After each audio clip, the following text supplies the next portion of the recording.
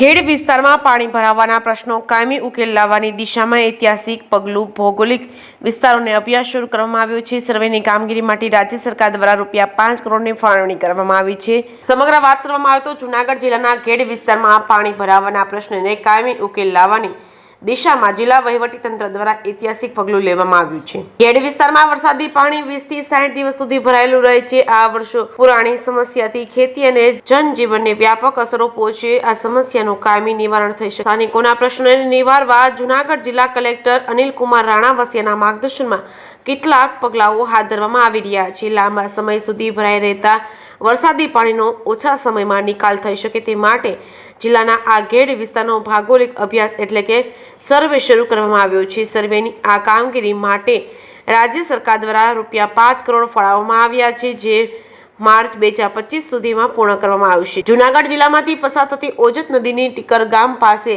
વહન ક્ષમતા 1,18,000 ક્યુસેક છે, જે નદીની પહોળાઈ 135 મીટર જેટલી છે, જેની સામે ટીકરથી હેઠવાસમાં બામણસા ગામ પાસે પસાર થતી ઓજત નદીની વહન ક્ષમતા ઘટીને 36,000 ક્યુસેક થઈ જાય છે। નદીની પહોળાઈ 40 મીટર થઈ જવા પામે છે અને તથા મટિયાણા આંબલિયા તરફ જતી ઓજત નદીની વહન ક્ષમતા 24,000 ક્યુસેક થઈ જાય છે। ખેડ વિસ્તાર તરફ આગળ વધતા નદી વધુ સાંકડી થઈ જાય છે। ખેડ વિસ્તારમાં ઓજત નદીના કાંઠા પર માટીના પાળા બંધાયેલા છે। ઉપરવાસમાં વરસાદ પડતા અને નદીની વહન ક્ષમતા કરતાં વધુ માત્રામાં આવતા પાણીના પ્રવાહના લીધે નદી પર બાંધેલા માટીના પાળા પરથી પાણી ઓવરફ્લો થાય છે અને જેના કારણે પાળાઓ તૂટવા લાગે છે। હાલ કોયલાણા ગામમાં 11 અને માટિયાણાના 8, બામણસાના 4, બાલા ગામમાં 4, ઇન્દ્રાણાના 3, ભાથરોડ ગામમાં 3 તેમજ બગસરા ખેડ ગામમાં 4, ઓસા ગામમાં 6, ઘોડાદરા ગામમાં 8, કામરડા ગામમાં 3 જેટલી જગ્યાએ ઓજત નદીના પાળા તૂટ્યા છે। પાળા તૂટવાના કારણે જમીનના ધોવાણના કિસ્સાઓ પણ બને છે। નદીની વહન ક્ષમતા કરતાં વધુ પાણી ઓજત નદીમાં આવવાના કારણે આ પ્રકારની પરિસ્થિતિ બને છે।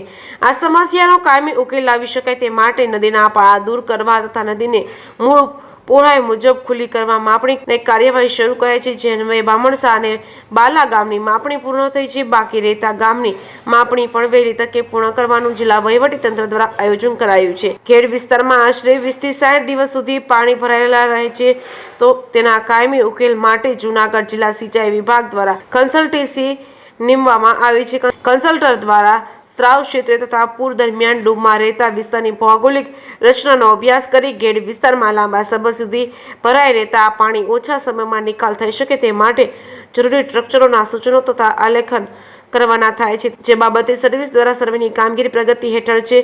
આ કામગીરી ફેબ્રુઆરી 2025 થી માર્ચ 2025 સુધીમાં પૂર્ણ કરવાનું આયોજન આખરે થયેલ સૂચના મુજબના અંદાજપત્રો બનાવી આગામી બજેટમાં સમાવેશ કરવામાં આવશે। હાલમાં તૂટેલા પાળાઓની કામગીરી માટેની ઉપલબ્ધિને ધ્યાને લઈ કાર્ય પ્રગતિ હેઠળ છે। જે કે સિંહ ગુજરાતી સાથે રાજુ પંડ્યા, કેશોદ।